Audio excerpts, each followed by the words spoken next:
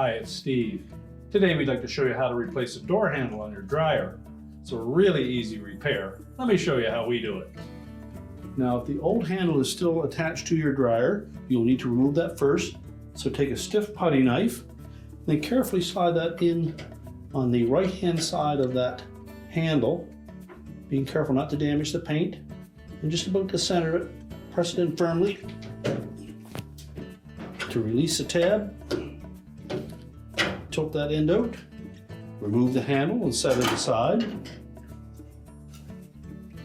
Now, when installing the new handle, we're going to slide the beveled portion of it into position first.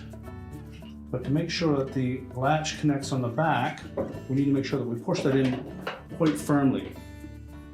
You may not be able to do that by hand, so we'll take our putty knife.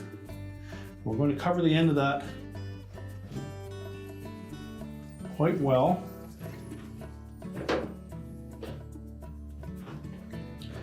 So that we can give a sharp wrap to the left.